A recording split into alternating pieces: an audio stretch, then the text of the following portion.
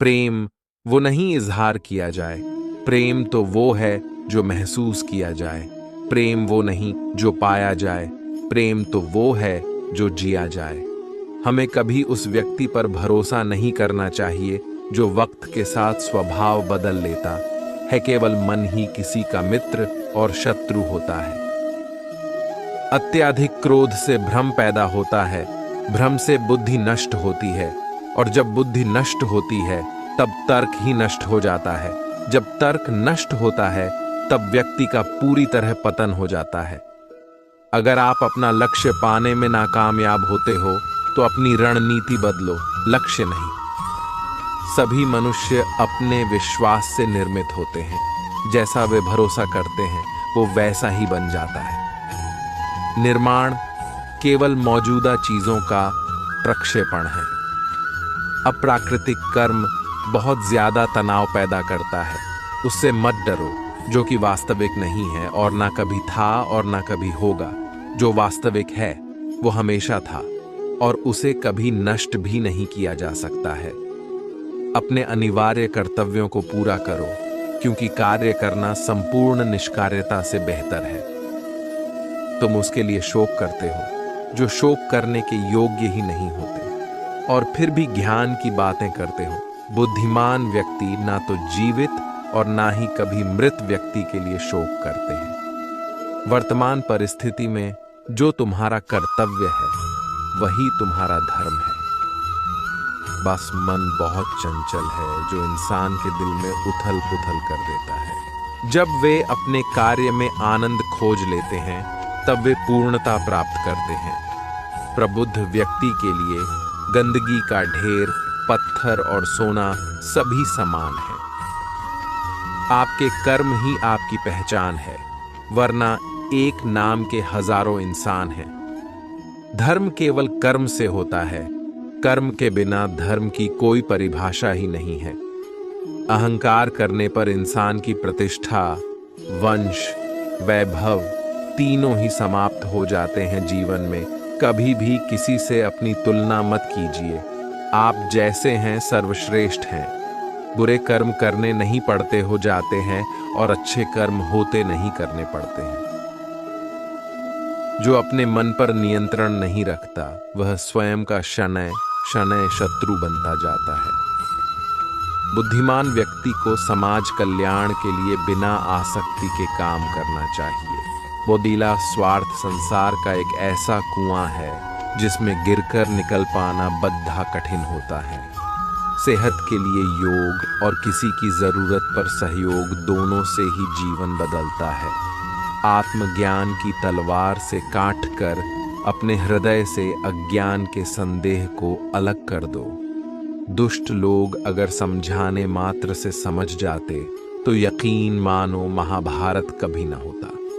Box मनुष्य अपने विश्वास से निर्मित होता है। जैसा वो विश्वास करता है वैसा वो बन जाता है। बास, मान, अपमान, लाभ, हानि, खुश हो जाना या दुखी हो जाना, ये सब मन की शरारत है जिसे तुम अपना समझकर मग्न हो रहे हो। बस यही प्रसन्नता तुम्हारे दुखों का कारण है। उस इंसान का मंजिल से भटक जाना तय है जिसकी संगत में नकारात्मक लोग रहते हैं। प्रेम सदैव माफी मांगना पसंद करता है और अहंकार सदैव माफी सुनना पसंद करता है।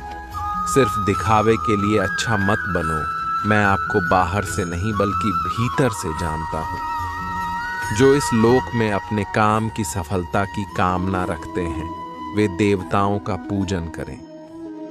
व्यक्ति जो चाहे बन सकता है यदि विश्वास के साथ इच्छित वस्तु पर लगातार चिंतन करे।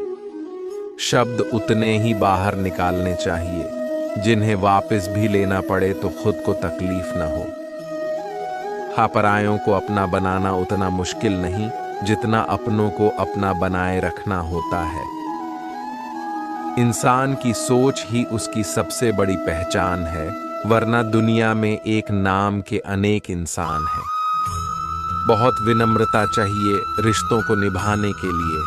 छल कपट से तो सिर्फ महाभारत रची जाती है। यदि आप किसी के साथ मित्रता नहीं कर सकते हैं तो उसके साथ शत्रुता भी नहीं करना चाहिए। संयम का प्रयत्न करते हुए ज्ञानी मनुष्य के मन को भी चंचल इंद्रियां बलपूर्वक हर लेती हैं। जिसकी इंद्रियां वश में होती हैं, उसकी बुद्धि स्थिर होती है। जो भी मनुष्य अपने जीवन आध्यात्मिक ज्ञान के चरणों के लिए दृढ़ संकल्प में स्थिर है, वह सामान्य रूप से संकटों के आक्रमण को सहन कर सकते हैं और निश्चित रूप से खुशियां और मुक्ति पाने के पात्र हैं। जब तुम्हारी बुद्धि मोह रूपी दलदल को पार कर जाएगी, उस समय तुम शास्त्र से सुने गए और सुनने योग्य वस्तुओं से भी वैराग्य प्राप्त करोगे। केवल कर्म करना ही मनुष्य के वश में है, कर्मफल नहीं। इसलिए तुम कर्मफल की आसक्ति में ना फंसो तथा कर्म का त्याग भी ना करो। तुम्हारा क्या गया जो तुम रोते हो? तुम क्या लाए थे जो तुमने खो दिया? तुमने क्या पैदा किया था जो नाश हो गया? न तुम कुछ लेकर आए जो लिया, यही से लिया। जो दिया यही पर दिया, जो लिया इसी ईश्वर से लिया, जो दिया इसी को दिया। जो मन को नियंत्रित नहीं करते, उनके लिए यह शत्रु के समान कार्य करता है। खाली हाथ आए और खाली हाथ वापस चले। जो आज तुम्हारा है, कल और किसी का या परसों किसी और का होगा। तुम इसे अपना समझकर मग्न हो रहे हो। सुख, दुख, लाभ, हानि और जीत, हार की चिंता ना करके मनुष्य को अपनी शक्ति के अनुसार कर्तव्य कर्म करना चाहिए। ऐसे भाव से कर्म करने पर मनुष्य को पाप नहीं लगता। जो हुआ वह अच्छा हुआ, जो हो रहा है वह अच्छा हो रहा है, जो होगा वह भी अच्छा ही होगा। तुम भूत का पश्चाताप न करो, भविष्य की चिंता न करो। वर्तमान चल रहा है, क्रोध से भ्रम पैदा होता है, भ्रम से बुद्धि व्यग्र होती है। जब बुद्धि व्यग्र होती है तब तर्क नष्ट हो जाता है। जब तर्क नष्ट होता है तब व्यक्ति का पतन हो जाता है। सम्मानित व्यक्ति के लिए अपमान मृत्यु से भी बढ़कर है। सभी प्राणी जन्म से पहले अप्रकट थे और मृत्यु के बाद फिर अप्रकट हो जाएंगे, लेकिन जन्म और मृत्यु के बीच प्रकट दिखते हैं। फिर इसमें सोचने की क्या बात है? परिवर्तन संसार का नियम है। जिसे तुम मृत्यु समझते हो वही तो जीवन है। एक क्षण में तुम करोड़ों के स्वामी बन जाते हो, दूसरे चरण में तुम दरिद्र हो जाते हो। शस्त्र आत्मा को काट नहीं सकते, अग्नि इसको जला नहीं सकती, जल इसको गीला नहीं कर सकता और वायु इसे सूखा नहीं सकती। जैसे मनुष्य अपने पुराने वस्त्रों को उतारकर दूसरे नए वस्त्र धारण करता है, वैसे ही आत्मा मृत्यु के बाद अपने पुराने शरीर को त्याग करने से ही प्राप्त करती है। आत्मा न कभी जन्म लेती है और न मरती है। शरीर का नाश होने पर भी नष्ट नहीं होता और आत्मा अमर है। जो लोग इस आत्मा को मारने वाला या मरने वाला मानते हैं, वे दोनों ही ना समझ है। आत्मा न किसी को मारती है और ना ही किसी के द्वारा मारी जा सकती है। इन्हें यह शरीर तुम्हारा है, न तुम शरीर के हो। यह अग्नि, जल, वायु, पृथ्वी, आकाश से मिलकर बना है और इसी में मिल जाएगा। परंतु आत्मा स्थिर है। फिर तुम क्या हो? तुम ज्ञानियों की तरह बातें करते हो, लेकिन जिनके लिए शोक नहीं करना चाहिए उनके लिए शोक करते हो। मृत या जीवित ज्ञानी किसी के लिए शोक नहीं करते। कर्म ही पूजा है। व्यक्ति जो चाहे बन सकता है यदि विश्वास के साथ इच्छित वस्तु पर लगातार चिंतन करे। कर्म उसे नहीं बांधता जिसने काम का त्याग कर दिया है। बुद्धिमान व्यक्ति कामुक सुख में आनंद नहीं लेता। मैं उन्हें ज्ञान देता हूं जो सदा मुझसे जुड़े रहते हैं और जो मुझसे प्रेम करते हैं। अप्राकृतिक कर्म बहुत तनाव पैदा करता है। अपने अनिवार्य कार्य करो, क्योंकि वास्तव में कार्य करना निष्क्रिया से बेहतर है। मैं सभी प्राणियों की हृदय में विद्यमान हूं। निर्माण केवल पहले से मौजूद चीजों का प्रक्षेपण है। बुरे कर्म करने वाले सबसे नीच व्यक्ति जो राक्षसी प्रवृत्तियों से जुड़े हुए हैं और उनकी बुद्धि माया ने हर ली है, वह मेरी पूजा या मुझे पाने का प्रयास नहीं करते। मैं ऊष्मा देता हूँ, मैं वर्षा करता हूँ, मैं वर्षा रोकता भी हूँ, मैं अमृतव भी हूँ और मृत्यु भी मैं ही हूँ। जो इस लोक में अपने काम की सफलता की कामना रखते हैं, वे देवताओं की पूजा करें। जब वे अपने कार्य में आनंद खोज लेते हैं, तब वे पूर्णता प्राप्त करते हैं। इंद्रियों की दुनिया में कल्पना सुखों की शुरुआत है और अंत भी, जो दुख को जन्म देता है। कर्म योग वास्तव में एक परम रहस्य है। कर्म मुझे बांधता नहीं, क्योंकि मुझे कर्म के प्रतिफल की कोई इच्छा नहीं। करुणा द्वारा निर्देशित सभी कार्य ध्यान से करो। मैं काल हूं, सबका नाशक। मैं आया हूं दुनिया का उपभोग करने के लिए। सदैव संदेह करने वाले व्यक्ति के लिए प्रसन्नता न इस लोक में है, ना ही कहीं और। किसी और का काम पूर्णता करने से कहीं अच्छा है कि अपना करे, भले ही उसे अपूर्णता का साथ करना पड़े। हर व्यक्ति का विश्वास उसकी प्रकृति के अनुसार होता है। जो ज्ञान और कर्म को एक रूप में देखता है, वही सही मायने में देखता है। जो चीज हमारे हाथ में नहीं है, उनके विषय में चिंता करके कोई फायदा नहीं है। जो कार्य में निष्क्रियता और निष्क्रियता में कार्य देखता है, वह एक बुद्धिमान व्यक्ति है। यदि कोई बड़े से बड़ा दुराचारी भी अनन्य भक्ति भाव से मुझे भजता है, तो उसे भी साधु ही मानना चाहिए और वह शीघ्र ही धर्मात्मा हो जाता है तथा परम शांति को प्राप्त होता है। जैसे प्रज्वलित अग्नि लकड़ी को जला देती है, वैसे ही ज्ञान रूपी अग्नि कर्म के सारे बंधनों को नष्ट कर देती है। अपने आप जो कुछ भी प्राप्त हो, उसमें संतुष्ट रहने वाला, ईर्ष्या से रहित, सफलता और असफलता में संभाव वाला कर्मयोगी कर्म करता हुआ भी कर्म के बंधनों में नहीं बंधता है। जो आशा रहित है, जिसके मन और इंद्रियां वश में है, जिसने सब प्रकार के स्वामित्व का परित्याग कर दिया है, ऐसा मनुष्य शरीर से कर्म करते हुए भी पाप को प्राप्त नहीं होता।